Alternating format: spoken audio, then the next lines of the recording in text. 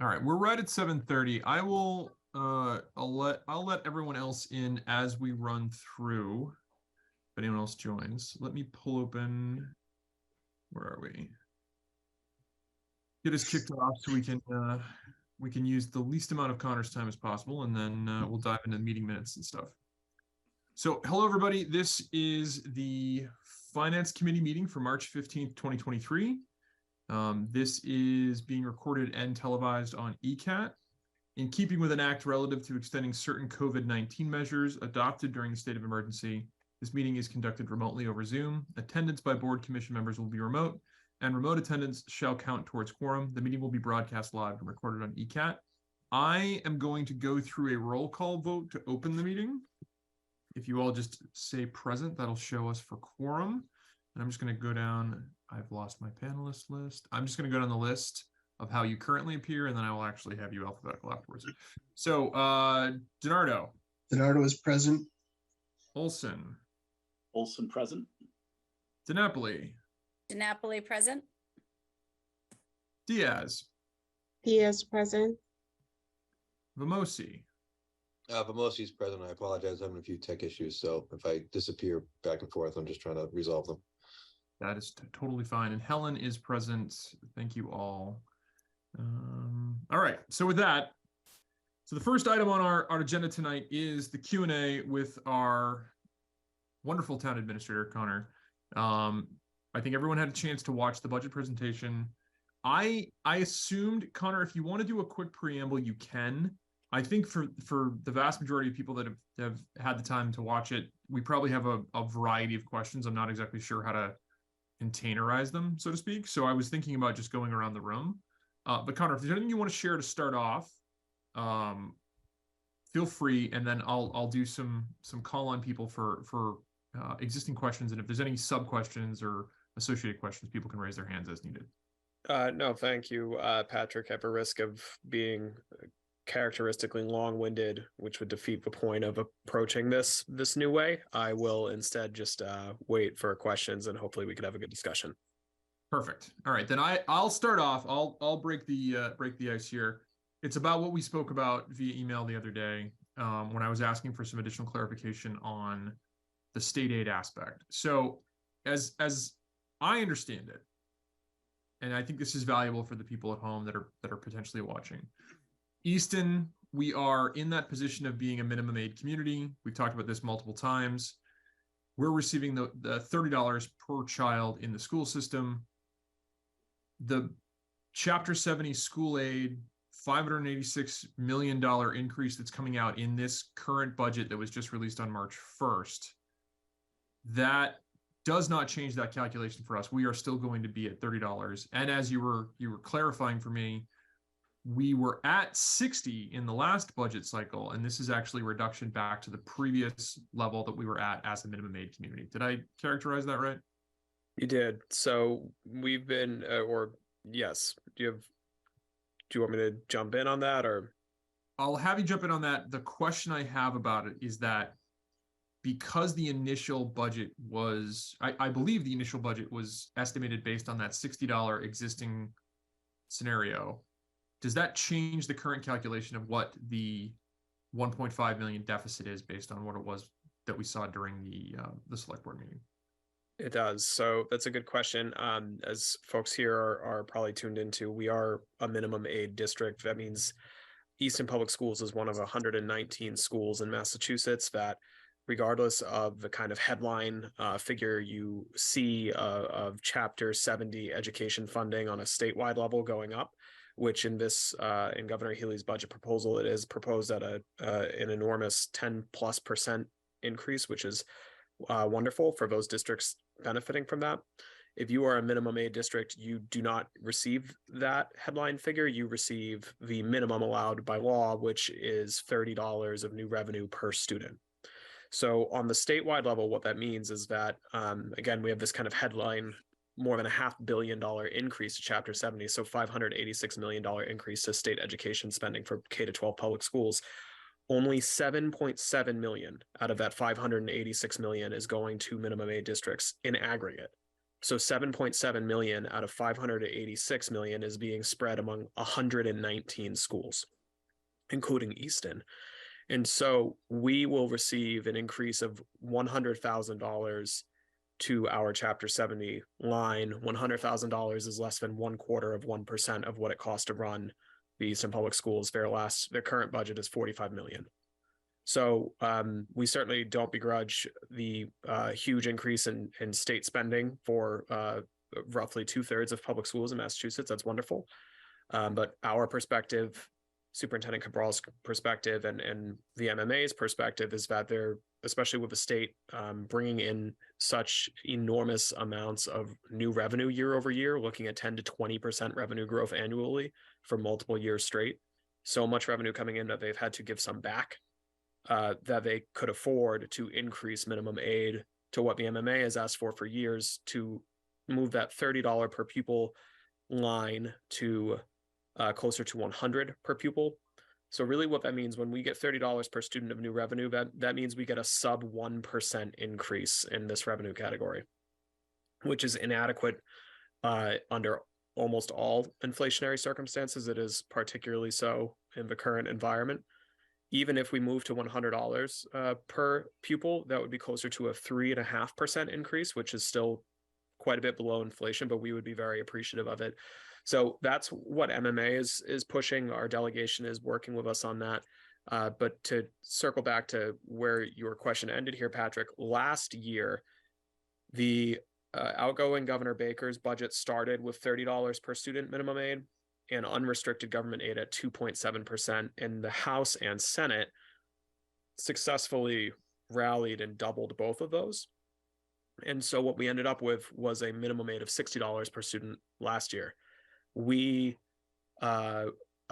hindsight, I guess we were overly optimistic, which is the first time I think anyone can ever say that about me when it comes to finance. And we carried that $60 per student figure as what we had hoped, and I think most minimum aid districts had hoped, would be the new baseline moving forward, and not some one-year aberration. And so the preliminary budget of 95 million plus or minus that has a gap, a deficit of 1.5 million, that was assuming $60 per student increase. We published that, and then a week later, the governor's budget came out. So the governor's budget adds 100,000 to our deficit. So it's closer to 1.6 million. Thank you for that. The only follow-up I had, this might not be something you can answer. This might be something that's more in that when Dr. Cabral does her presentation. But when I was watching the select board meeting, that moment, right, where you were talking about sort of this delta and then the subsequent sort of change that's been coming through, the thing I thought is that for the last couple of meetings or the last couple of budget cycles, right, we've been in what Dr. Cabral defined as a regressive stage for the school itself, for the budget stance, right? So the only question I have is that obviously this complicates that, but from a more level set standpoint, are we still in that position where we're being fined for some of the gaps that we have in that offering? Or I'm saying this badly, but part of the reason why we were in regressive was that there were fines and associated things that were problems that we were trying to mitigate that were obviously complicating that existing budget set. There's been obviously school changes. COVID has added, I think, for all its ills, some level of a breath for a lot of the budgetary stuff that we've done over the last couple of years. Are we still in that regressive stage? And is this further driving that, or is this just, for $100,000, it's another point back to what we were used to pre last year? So I will defer to Dr. Cabral as far as what this translates into day-to-day in the schools. I work closely with her, of course, and I agree with your assessment that despite all the enormous challenges the pandemic posed, obviously the federal funding that was associated with that for both public schools and municipalities have been a lifeblood. We have been able to make some positive progress, certainly better than regressive in the past couple of years. My presentation slides touched on some of that, but there's been some substantive, long sought improvements on town and school services. just quickly, actually can't find it now. But universal full day kindergarten, regionalizing 911, some improved engineering support at Public Works for our water plants, mobile integrated health, fully funded in-district SPED programs. So my assessment is that we've been doing better than regressive. We've been doing better than our financial kind of portfolio would otherwise lead you to think we could. But we are now nearing the end of a lot of those federal programs, not immediately, not in fiscal 24, so not the budget you're reviewing, but in the year or two after that.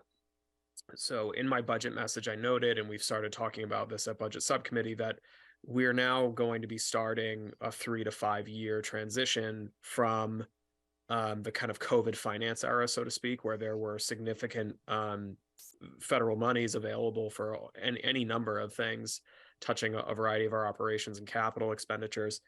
And those are going to start going away.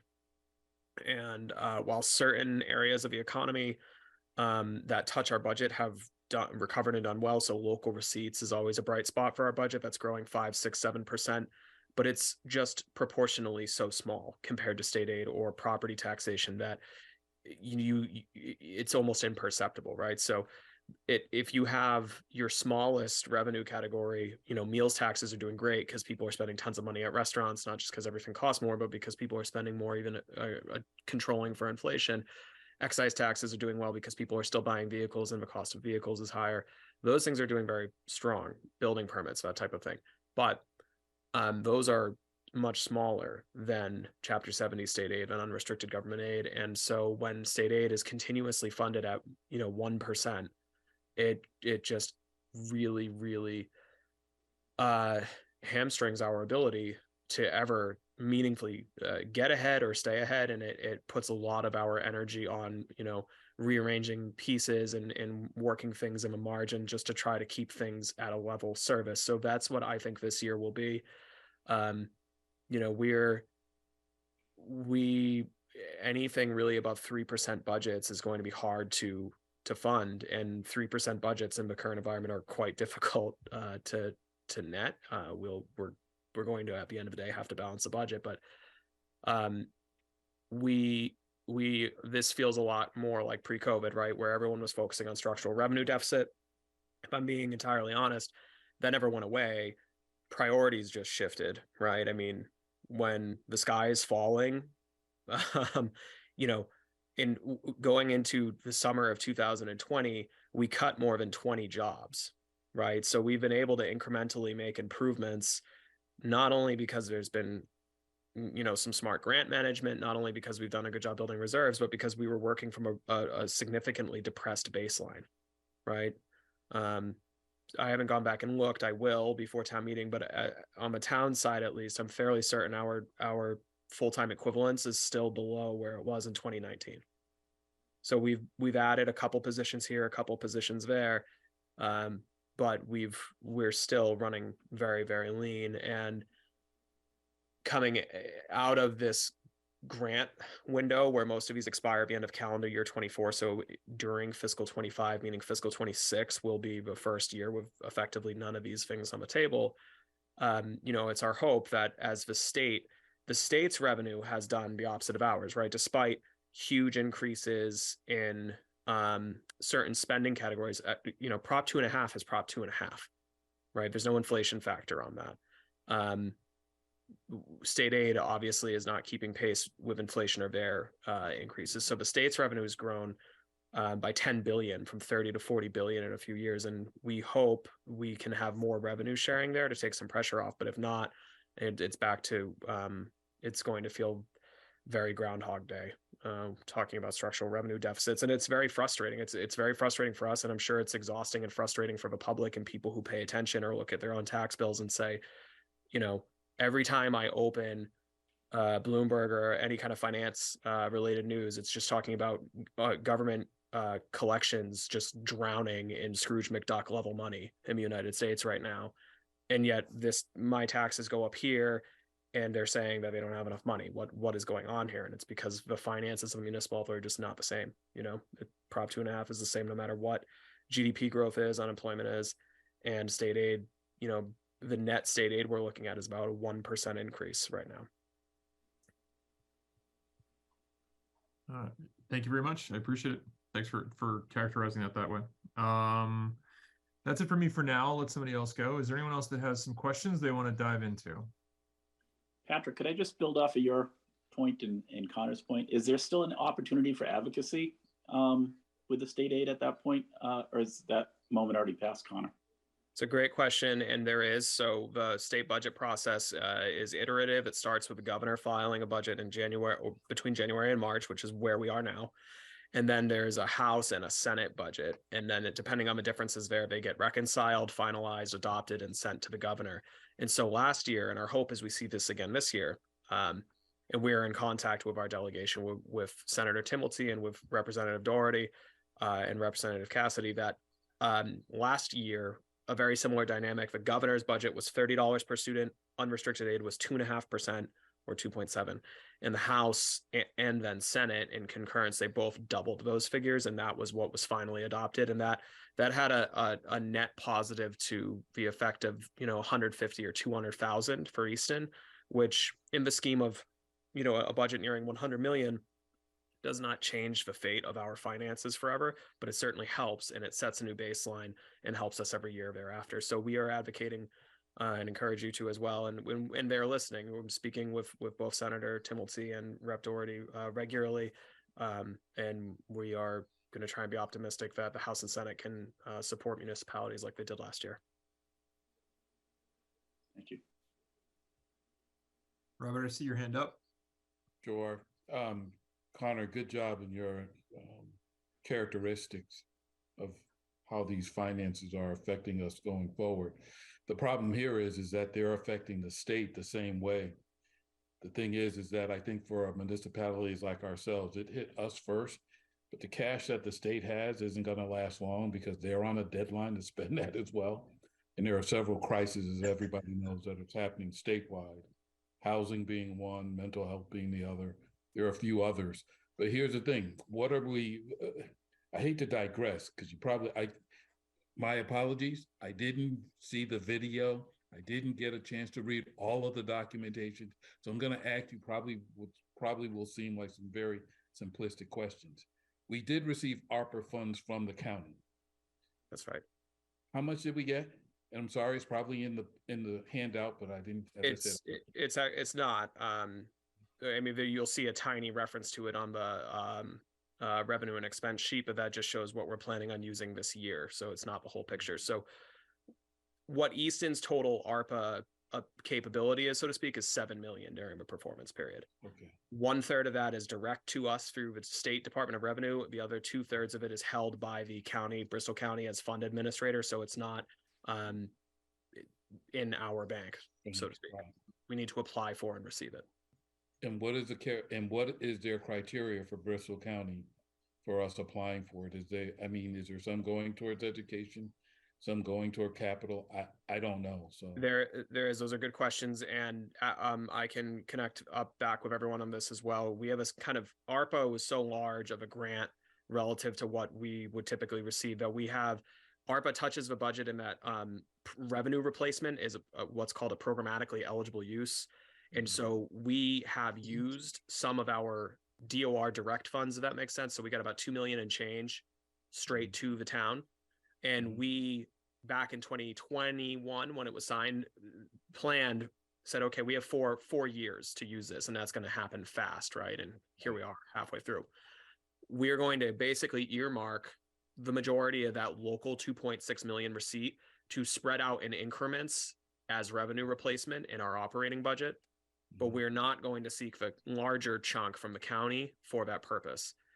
It was good luck, frankly, that we had made that choice because the county has, as a policy decision, thus far not allowed disbursements of any of the funds they hold for the municipal governments to be used by those municipal governments as revenue replacement. And because if we use any more than what we did, it would only worsen a financial cliff that we then need to plan for and wean off of, right? So we used 750,000 of that the current fiscal year, 23. I'm proposing cutting that to 600,000 in the coming fiscal year. cutting it further to 450 in the final year it can be used, and then walking that down and swapping out probably 300,000 of stabilization, 150, and then none. Basically, a staggered walk off of about 150,000 a year, to wean off of that revenue replacement. Back to the primary question as far as eligibility for the county, there's the ARPA, and Robert, forgive me, I don't know if this intersects with your work. It's incredibly broad, like one of it, which is wonderful.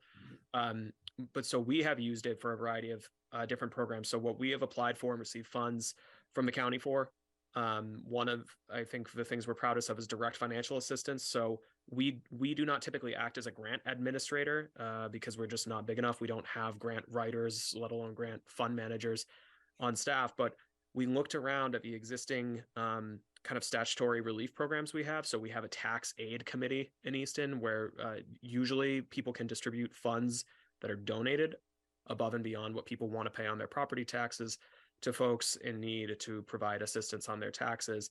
And so that's already a program that had kind of rigorous means testing baked in. Mhm. And we said, well, let's just supercharge that and put $250,000 ARPA dollars into that. And we have. And so we've dispersed 150,000 directly to households in Easton so far, for up to $1,400 per year to households at 80% of AMI or below.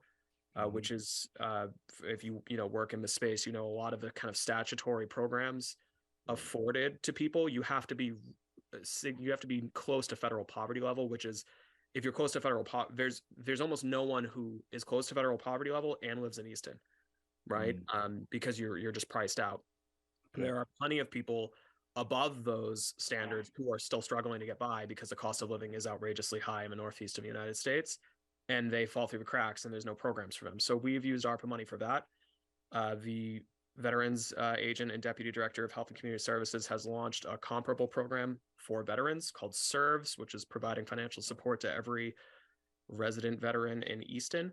And so same idea, we're earmarking 100 to 150,000 of ARPA funds from the county there, which will be direct financial assistance to veterans, their dependents, and their families at 80% or below of AMI, and it could provide up to $1,400 per year of much more broadly. It's not just tax relief; it's for fuel, food, transportation, and other, basic needs we all have.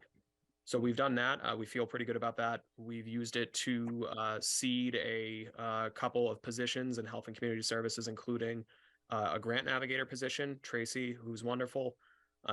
She has a ton of experience with health and human services, and so she helps connect folks up to state, federal, and nonprofit resources, particularly around housing. That's what she's seeing a real crunch on for folks in Easton. People whose rent has gone up, people in market rate units where rent has gone up and they want to be able to stay. And we certainly have a lot more rental units now than 20 years ago, but in the scheme of demand, it's still not significant. And when people are getting priced out, it's not as if there's dozens or hundreds of vacant units just kicking around waiting for new tenants. So Tracy's position was seeded with that money. She helps connect people up with resources. She works as part of our financial assistance team with Corey Ahonen at HCS. We've also used it to bring on our first community mental health liaison. So we have a licensed mental health counselor, civilian, working on staff now, partnering with the police department full-time, and the fire EMS department, working with Captain Vamosi as well, right outside that office, actually, that he's zooming from. So we've leaned on it for a lot of kind of health and human services, direct financial assistance to the community, things of that nature. It has also gone to the school to support full tutoring over the summer for learning loss, social emotional well-being through learning, specialists and interventionists in the schools. So we've tried to apply it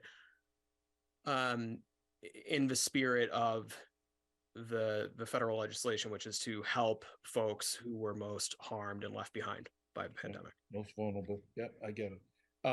So with all that said, and that's really good, and is that part of our, because as you know, that goes away. Do. Yep.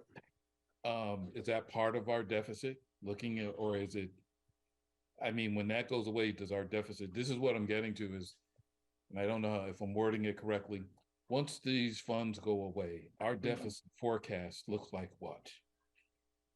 If That's we a- don't deliberately stagger the funds down before we have to, it would be a fiscal cliff. Yeah. So that is in part contributing. If we wanted to just copy paste our fund strategy from the current fiscal year, 150,000 of our 1.6 million deficit would go away, right? Mhm. Because we use 750,000 of these funds last current fiscal year, but in order to spread that pain out, for lack of a more technical term, Mhm. I'm recommending, and the budget subcommittee is on board with, that we walk that down so it's gradual and not as sudden. Okay. Okay, thank you. That's Connor, my question is, what kind of plans can we put in place, as we're walking it down? So for example, the schools where we have all of these great programs for social emotional and the new staffs that are coming on board, or even with the police department and having the mental health person there, like what kinds of plans do we have in place? Like, can we put together a team that can help us strategize and also evaluate some of the things or resources that we might need as we go along? Second question would be, I know this is more of a school question, but how are we going to evaluate measurable progress, especially with our kiddos that are getting these like catch-up services and makeup services? Do we just say, 2 years from now, as we're coming to the end of the funding, check, check, check, check, check, everyone's good, everyone's back on? I know that's not Right. what's going to happen, Right. but what can we put in place? So on the second question, yes, that is a school question, and Dr. Cabral can and should speak to it instead of me, but I can attest to, and because this came up at budget subcommittee, that the schools would not, nor would I on the kind of town side, represent, like, once these grant programs are expiring, we wouldn't kind of, if we felt those needs continued to exist and that they needed, there was constituencies and members of the community who still needed support, we're not going to suggest that these problems are just fixed. And I think anyone who works in these spaces, or just in your personal lives, I don't think anyone, and if anyone here feels differently, please tell me. I don't think anyone looks around and says everything's good post-COVID. Everyone is feeling better. People are getting along well. People's mental health is in good order. People's physical health is in good order. Their finances. We have no illusions that when these performance periods expire at the end of next calendar year, that the ramifications of the first 2 years of COVID will go away. I think we will all be dealing with them in personal, familial, social, and policy ways for the rest of our lives. So, not to be doom and gloom, but I think just being real about it, that there's going to be major impacts from the pandemic that will have reshaped how we do things, and that have not subsided, right? There's some things we look outside and it feels really normal. You go to, Rentham outlets or movies or whatever, and it kind of feels like the before times. But when you look at, the call volume that fire, EMS, and police are seeing for people in crisis, it's not 2019. And I don't think it will be in 2 years. As far as a plan, so, we are formulating with budget subcommittee, which is basically, as far as, is there a team of people who really should be taking charge of looking at this in a really deep way and thinking about ways to mitigate this? That's budget subcommittee's responsibility. Finance committee is obviously welcome to be a part of that. That is ultimately one of my chief responsibilities. And so we all work together with budget subcommittee, with finance committee, select board, the school committee, and the department heads to look at these programs and to be self-critical, right? So if we had, if we've added a couple of things on the margins with grants during COVID in response to some of these areas of need, We will be collecting data on people being served. What kind of, are we actually seeing measurable improvements, right? Are these people connecting with services? Are they staying in services? Because we want to make sure that we're creating something that doesn't just sound or feel good, but that is doing good.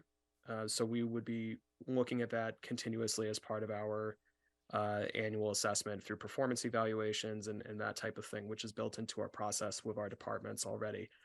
I think the much larger challenge for us is not finding,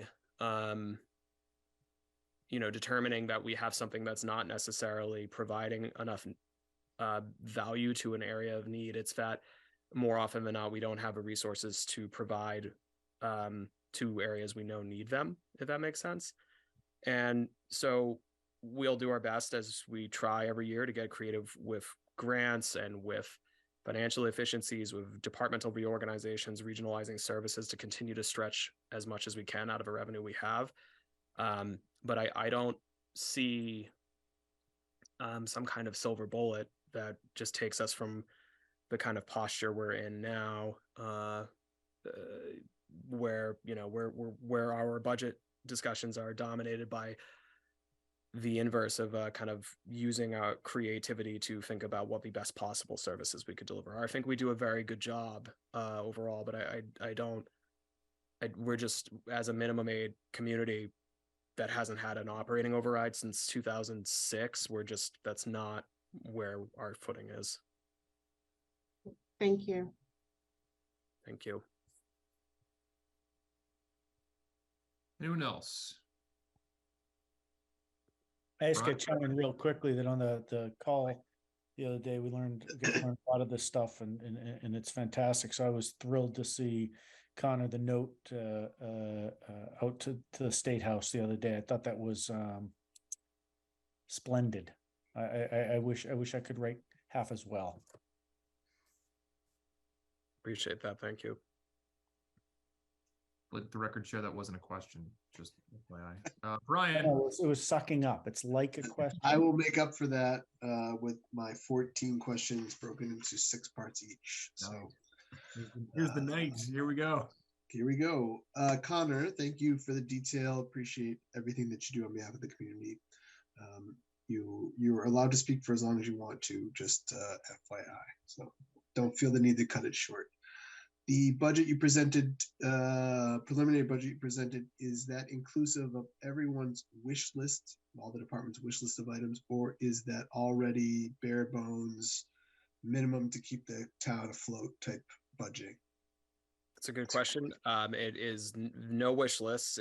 I asked departments to provide a level service budget. So you'll see on the town side, it's 5% and change, which is higher than a normal level service. In a lot of cases, level service could mean level staff, but just in the interest of full transparency, those are sometimes different. And so I didn't ask departments level staff, although that is functionally what was provided, with the exception of my own department. Every department, police, the large departments are level staff. So what you're seeing is just contractual increases and the expense increases for fuel, utilities, things of that nature. The exception to that would be on in 3 areas. One is my own department. So my department, which is Select Board Town Administration, we also function as personnel and risk management and procurement for the town. And we have 4 staff, counting myself. We've done a pretty good job. But in my assessment, that's just not a responsible amount of people to be fulfilling these functions into the future. We've, for many, many years in the select board, have routinely encouraged us to think about this. Said, we really ought to think about having more staff here. And so the preliminary budget, we included a half-time HR assistant and one full-time financial and management analyst that would be shared between administration and finance. Just looking at the deck right now, there's no way, no way is too strong. I find it very unlikely that those 2 stay in. They're needed. I think in order for us to continue to provide the level of service we do without burnout, basically, that we really need to have positions like this. But the you know, it's math, right? There, it's not looking good for both of those. I think I'm still going to prioritize the part-time, 20-hour a week HR assistant, because we really need that. We have a single full-time position that manages the town's property casualty liability insurance, our loss control program, and personnel, and that's not sustainable. So outside of 1.5 FTE add, it's just a level service. Certainly not a wish list. Thank you. So it ties in nicely. You helped me to reword this question a bit while you were speaking. So the question now reads, could a level service budget risk us as a town or stop us from continuing to better our community? It could. I don't want to sound alarmist, because I do. And I'm also biased on the other side, right? It's my job to be kind of chief cheerleader, because Easton is a wonderful place and we do a good job. It's not optimal, and there are risks, right? And so in my tenure, we've prioritized trying to be smart about identifying those areas where we are just really understaffed, and where, there is a certain amount of lean staffing you can take pride in, and then there's a certain amount of it that you're being foolish, right? And it's not the right thing in the long term. And so we've made sure that we have like deputy positions in key leadership departments, right? We have deputy police chief, deputy fire chief, deputy director of public works, which is really important once you have these departments of the span of control that they have, so that you're not vesting so much responsibility in one person in one position, right? Because people get sick, people win the lottery, things happen. It's not a good call with a budget of our size. I'm not going to be alarmist and say I think there's blinking red lights right now if we don't fund a management analyst. Really what that will do is it will force us to triage more choices and maybe scale back on other things that we really should do and that we think are of value. An area that I think I know personally I would like to do more in and do better in, or for my office, is have more time to do more public communications and engagement on things, including the budget. And we just simply do not have the bandwidth for that. It's not that we don't have the desire and we don't have people with the talent to do it, but we need to make sure that we're getting our bonding in order for and getting our credit rating lined up, and that has to take priority, right? So not having more technical staff. Another good example is when we have things like enterprise fund analysis for sewer, water, trash.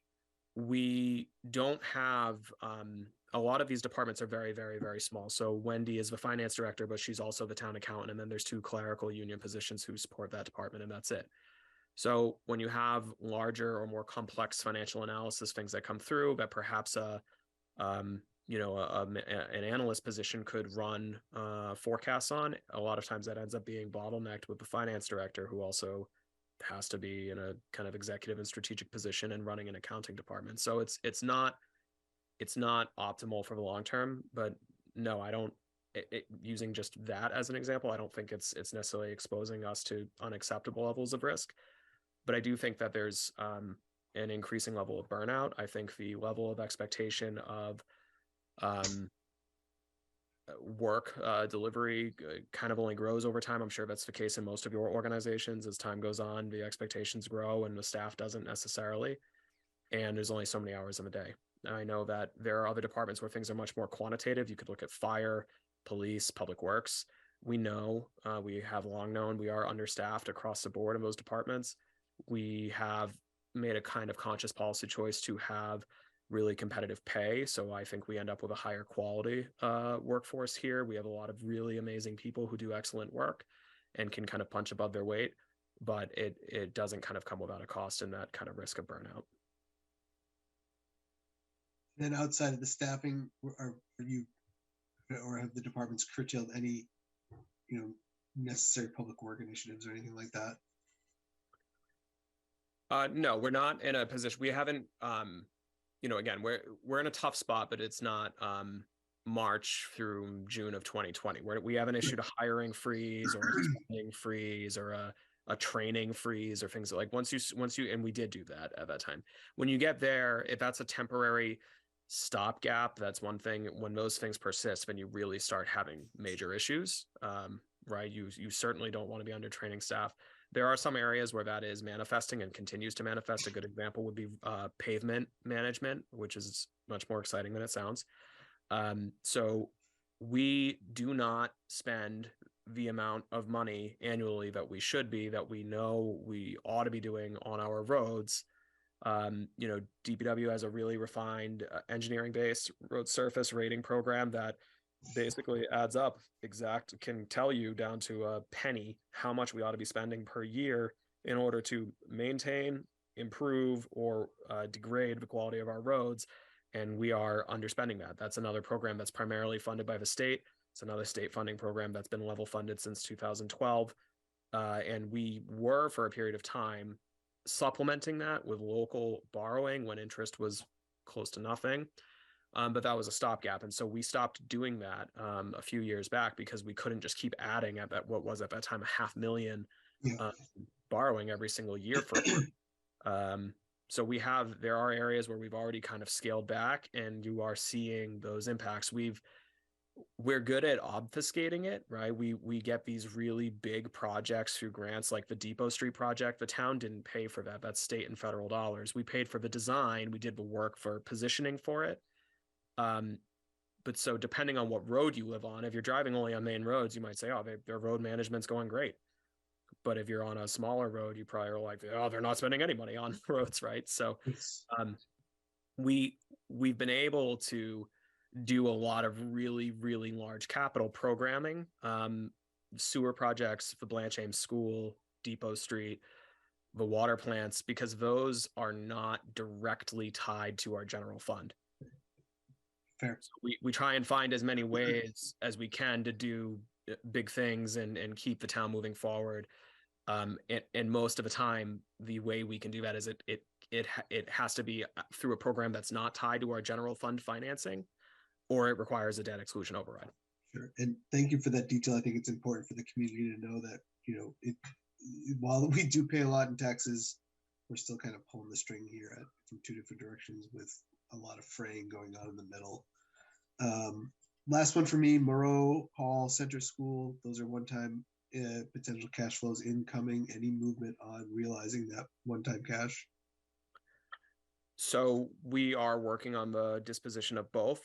Monday night, actually, at the select board, I asked for and was granted from a board use of some of the gift funds they maintain for necessary engineering and permitting at Center School. If you recall at town meeting, there was some amendments from voters to how that could first be sold, namely having to carve off and subdivide Yardley Rink. Yes. And in order to do that, we need to do a lot more engineering and permitting than what the method that we had proposed, which was just preserving it through a deed restriction. So we have an engineering firm on contract for the necessary survey, wetland delineation, permitting, and all that, which is a predicate in order before we can get it appraised. And then once it's appraised, it can be put on the market through an RFP. That the amendments did delay that. So you're looking at probably summer before the RFP is issued. The select board would review it publicly before it is issued, so people will be able to see what kind of competitive criteria they're looking for. But that would be on track. It's on track for this year. Moreau Hall, we're going through the appraisal process. We don't need to do as much engineering, and we're working on drafting RFP documents now. Certainly. Thank you But for the detail. your point is a really good one, that again, those would be one time, yes, which is great. I mean, it's save it or do what we can do with it, but it is one time. I was just curious if we were closer to realizing it along a more aggressive timeline. Right. Yeah, I mean, we're back to kind of what we were just talking about with staff levels. I'm technically the town's procurement officer, right? Yes. So after town meeting, I'm sitting down looking at these 40-page real estate documents. Robert's laughing at me. He knows. And I'm thinking like, man, this is really, we need to bring some folks in to help out with this, but yes, we're moving on those. The due diligence is ongoing. Thank you for doing what you do. appreciate it. Thank you for answering my questions tonight. Thanks, Brian. I appreciate it. And I just, and since you opened the door for it, I do want to build on and acknowledge, you know, there is a tax burden in Easton, right? And we're aware of that. And that's part of what's so challenging about budgeting in the current situation, right? Is people are correct to look and say, well, my taxes go up and they're going up every year. And we don't have cheap taxes. But we don't have a large commercial tax base. We have a lot of land that's preserved and is beautiful, and that's a wonderful qualitative value add to the community. Also directly contributes to the high assessed value of real estate, which translates to the tax bill. But those pieces of land pay no taxes. So we're really in this kind of Bermuda Triangle of different financial factors where between the minimum aid, the lack of a large commercial tax base, a lot of preserved land, it can feel tight despite the higher tax bills.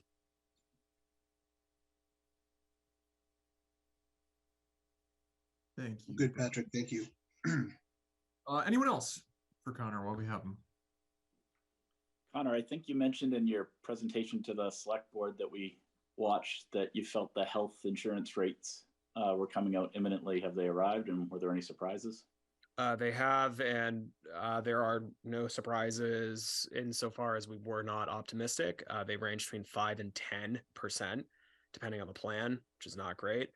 One of the things we did to save costs years ago was switch to the GIC, which on the net has still saved money for the community compared to being in a smaller insurance pool.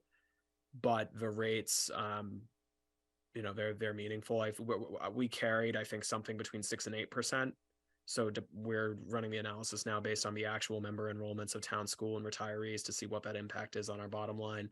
But we don't think it's going to move the needle dramatically one way or another from our preliminary kind of conservative forecast.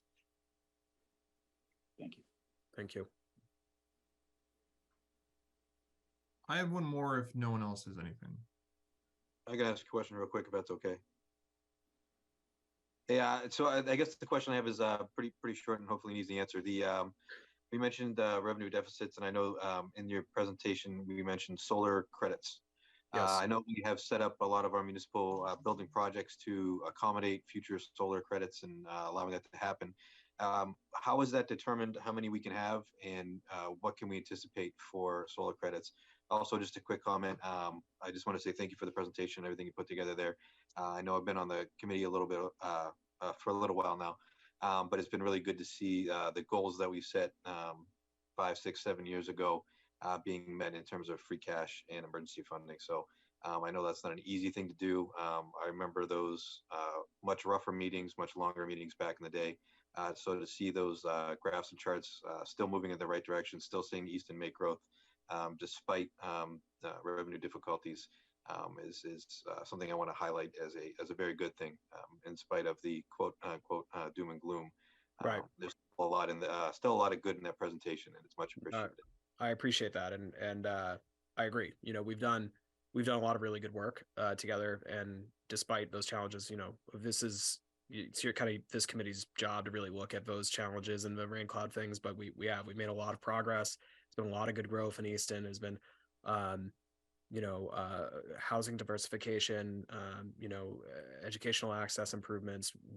A lot of things are still moving forward, and we've improved our financial standing. You know, we still have a lot of things that are challenging, but to Captain Vamosi's point, you know, we set quantitative targets for fund balance, and have doubled the reserve capacity we have on hand, which will be really helpful for us as we walk off of some of these federal programs. We're not going to be in a position where we can fund everything we know we ought to fund and want to fund, but we will be in we are in a much stronger position than we probably ever have been when it comes to reserve building. So I appreciate that.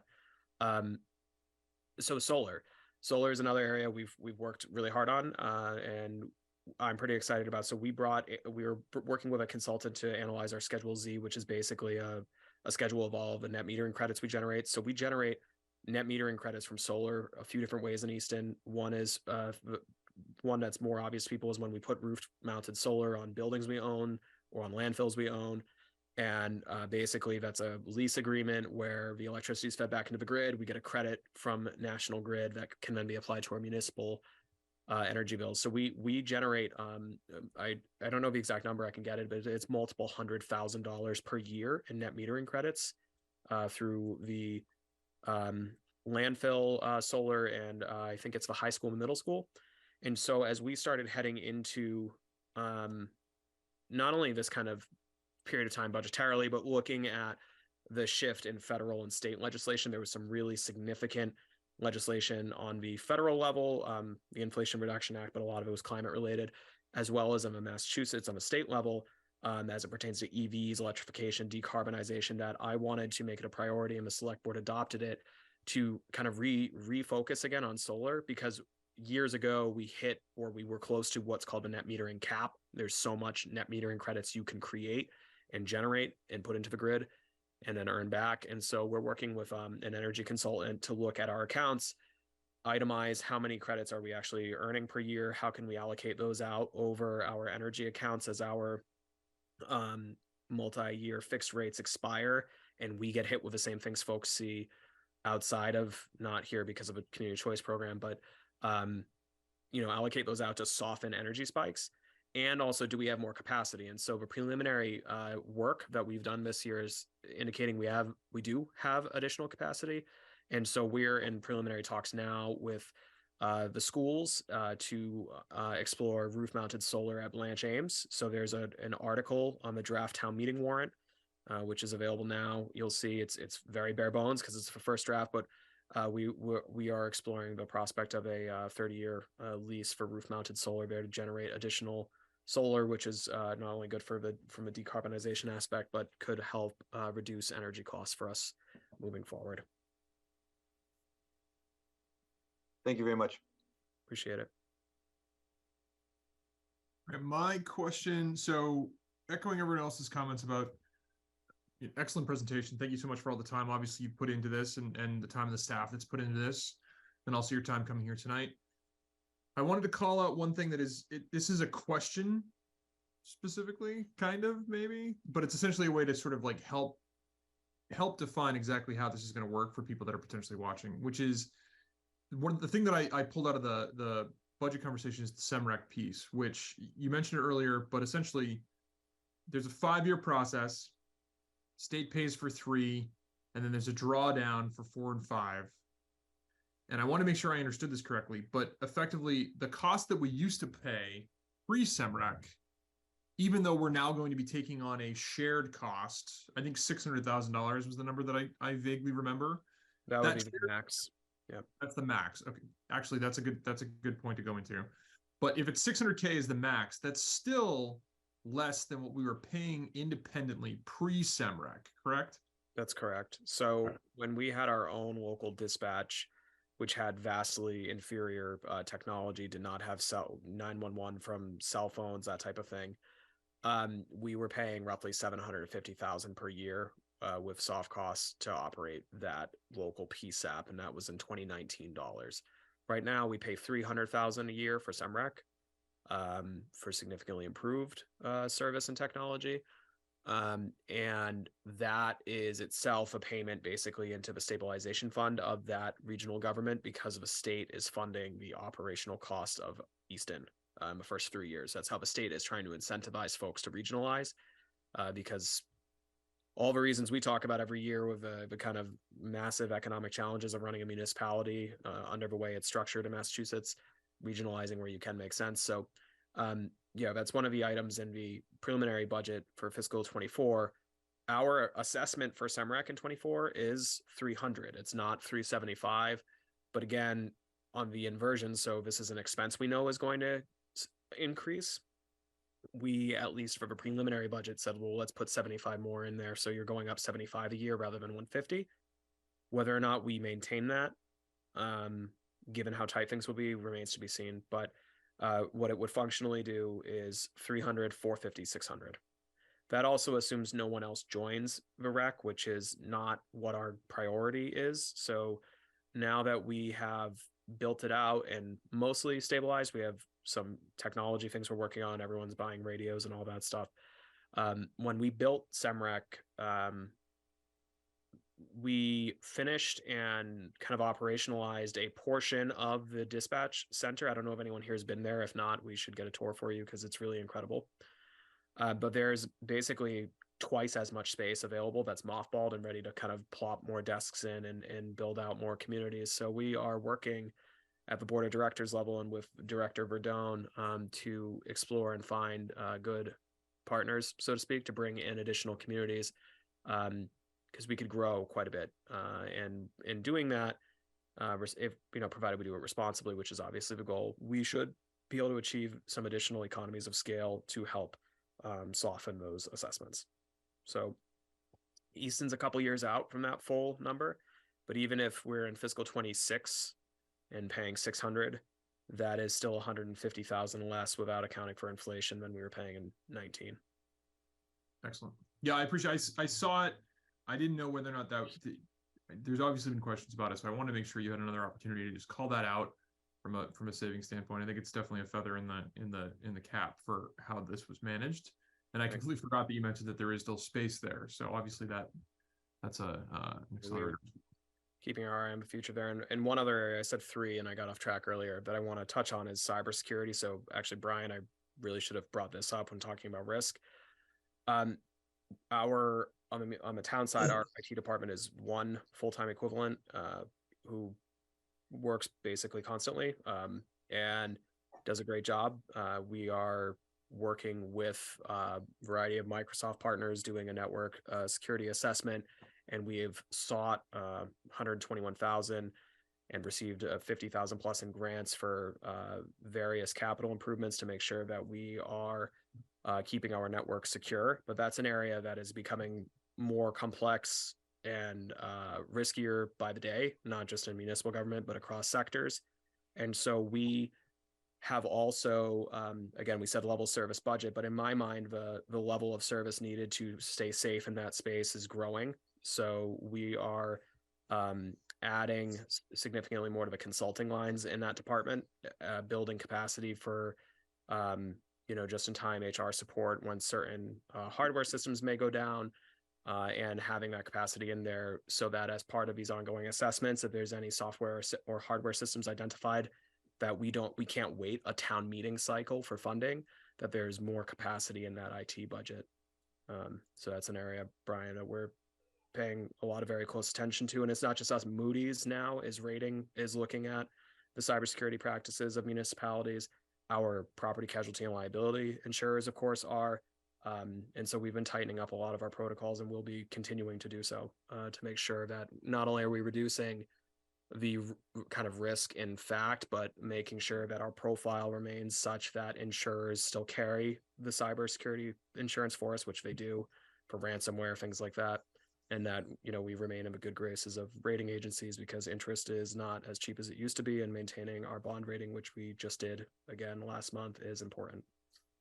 Absolutely. You did bring the cybersecurity and the security, the tech, the need for more staffing in the tech space up in the select video.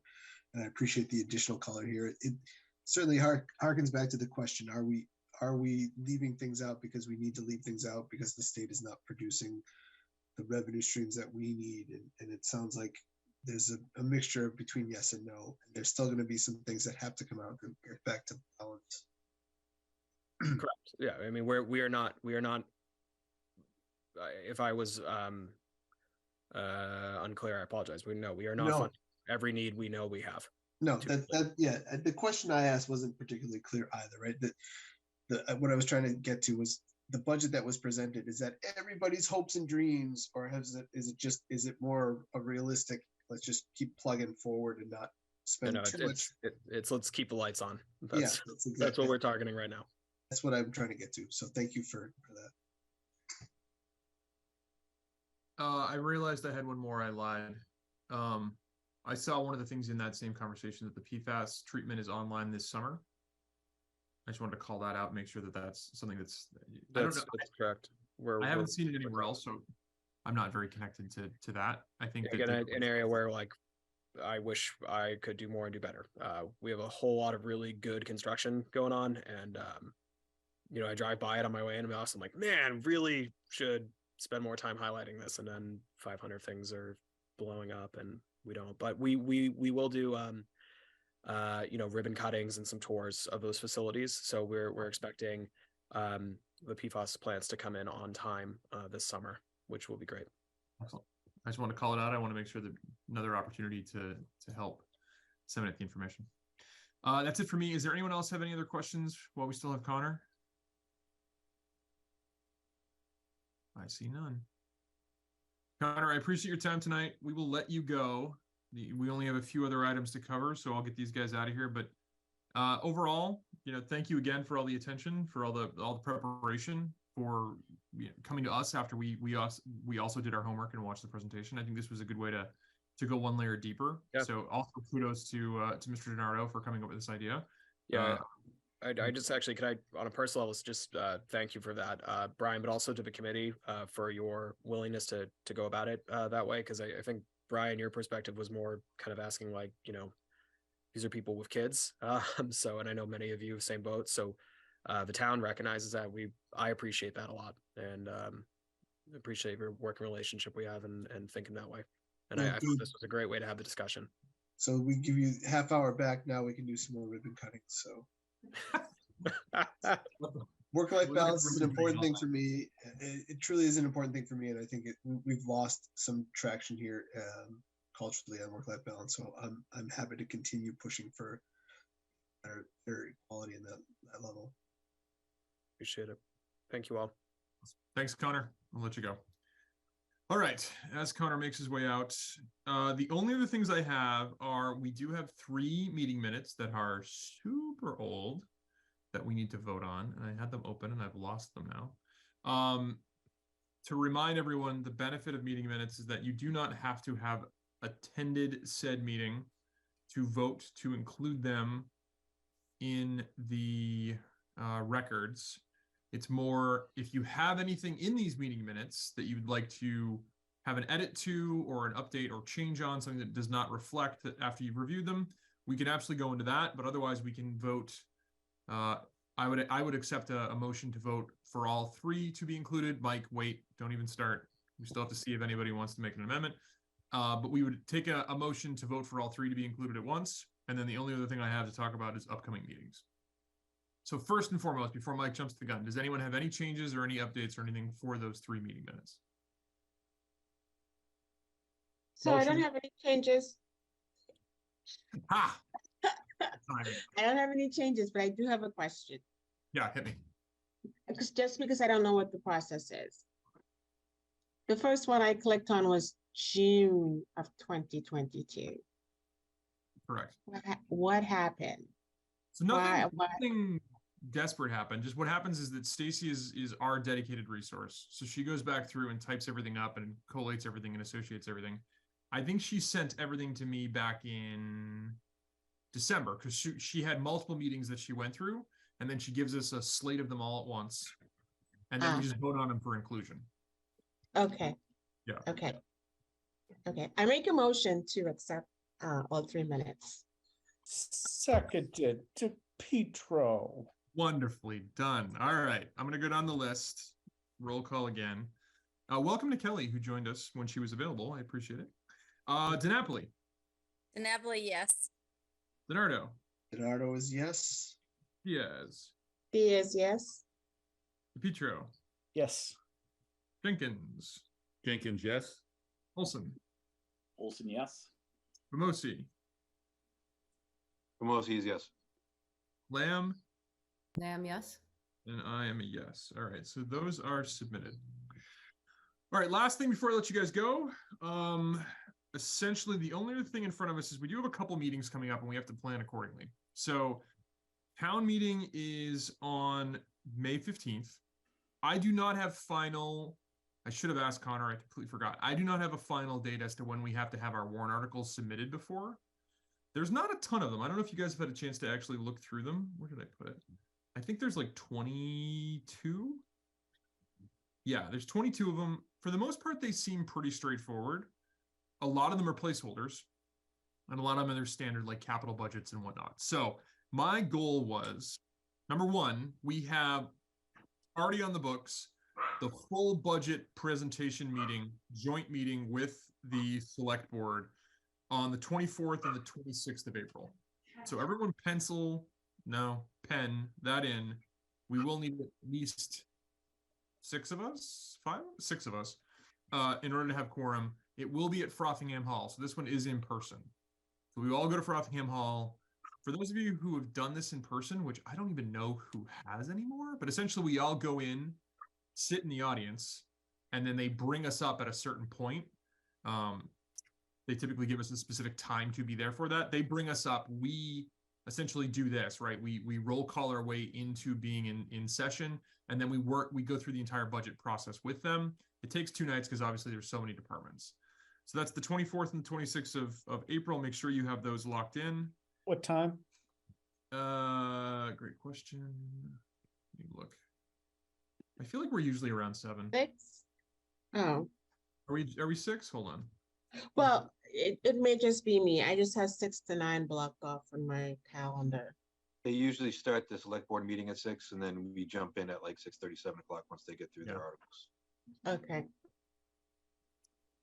Elizabeth invited me, but I don't know if I have it just in front of me. Let me see if it's on my calendar. April 24th. Yeah, so it's blocked off as 6 to 9 on the 24th and 7 to 10 on the 26th. It will not go to 10. So to this point, I don't remember. I think Tim said it. We essentially show up towards the beginning of the meeting, file in, make a ruckus, have them regret that we're all in office, and then immediately get up and help them with the next section. So thank you for that ask. That was a good question. Secondarily, if, as I'm expecting, that warrant articles have to be done several days before the actual town meeting, if we look at this from a schedule standpoint, town meeting being on the 15th of a Monday, our next meeting, or our meeting right before that, would theoretically be the 10th of May. So we're looking at 2 meetings between now and then where we would go through warrant articles, which would be the 12th of April and the 10th of May. So pencil those in as well. I am going to confirm with our fearless leader, Connor, that they will have enough time to get everything printed up for the full town meeting if we meet on the 10th. If not, we'll try to pull it back 1 week. Okay. Any questions on that? This is still early days. I will send this in an email as well, so you guys have this. And does anyone want me to start sending calendar invites? Is that an easier way for us to do it? It is for me. Yeah, Definitely. not gonna hurt. Or work for the beat up chair. Calendar invite. Well, so what the Added hell? burden of making an invitation. If I can't be a martyr, who can be? I mean, really, come on. That's All right. it. So I'll do that. I'll send calendar invites with reminder information in there so you guys have them, and then accept or don't. I will obviously harass you if you say no. But that's it. That's all we've got right now. So that's meeting minutes. That's this. And I think that's everything. Does anyone have anything else to raise before Mike closes us? Tim. Sorry, guys, I have to hold you for 1 more minute just because I have the ice and snow budget, and it's March and it closes on the 31st. So this will be our last meeting to go over it. But I got good news to report. So I don't know if you guys have been through the snow and ice before, but I'll do as quickly as possible. Basically what we got is we had a budget of 493.7 and change. We had 18 events, and we have spent 266,599, leaving a surplus of 227,100. So we ended the year on top. I'm knocking on wood, saying we ended the year, and hopefully Mother Nature plays nice with the budget there. And just so the public has an understanding, you guys have an understanding as well. Every inch of snow is $19,318.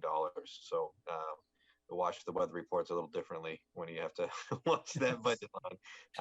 But that is projected to end the season on the 31st, which is a good thing to see that happen.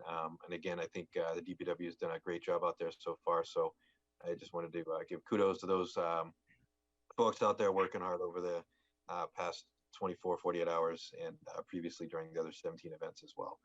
This year put us negative 30 inches on snow for Easton, which is pretty atypical for a year. So it's a good budget year this year, but again, being negative 30 inches, I think it's prudent to continue on the path that we usually do with the current fiscal planning. So that is the snow and ice. Again, hopefully closed on the 31st. And thanks for Tim, quick question. Does that carry over to the next year? When you save like that, does that carry over into the following year?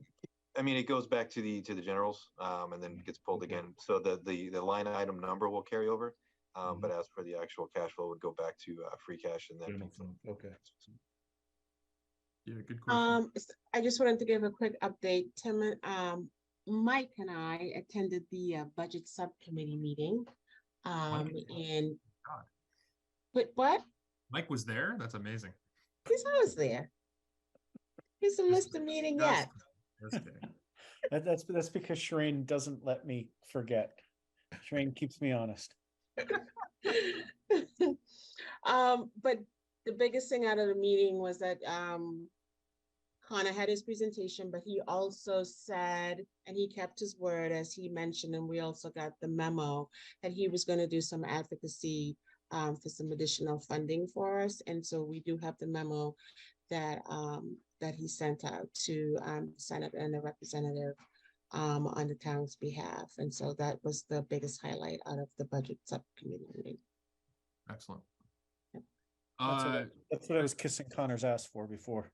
It Yes. was a great letter. If you haven't read it, we make sure we circulate it. It was excellent. If you Yes. guys saw the full select board meeting, there's a moment where Dottie mentions like his ability to plan for things, where he went to a associated meeting and they were like, well, maybe we should have legal look at this. And he was like, well, I've gone ahead and had the liberty of my lawyer drawing. It's like, Wow. he's essentially James Bond. Like he's our own James Bond. Connor is a great find. Great find. Yes.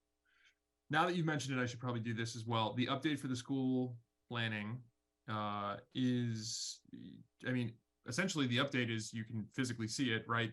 They've taken a school down and they're in the process of finalizing the overall scope for, complete removal of the surface layer, sodding, etc., playground installations, all those various different things. It's all moving on according to, and so far under budget. The various different funds that we have available are still there for contingency costs. It's going swimmingly. At some point in the near future, the committee will be dissolved, which, sad. It's been a good run, but there's nothing else for us to do at certain points, right? It's just day-to-day operations of the school. So FYI for that, for those of you who've had a chance to actually go to the new school building, other than the fact that I get lost, I literally was in the design process for this and I get lost every single time I'm in there. The thing is unbelievable. So kudos to the rest of the town for putting together such an amazing space. With that, unless there's anything else. Motion to adjourn. There it is. Second. All right. DiNapoli, Napoli, yes.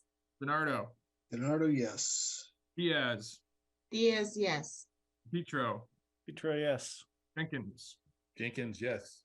Olson, Olson, yes. Ramosi, Famosi, yes. Lamb. Yes.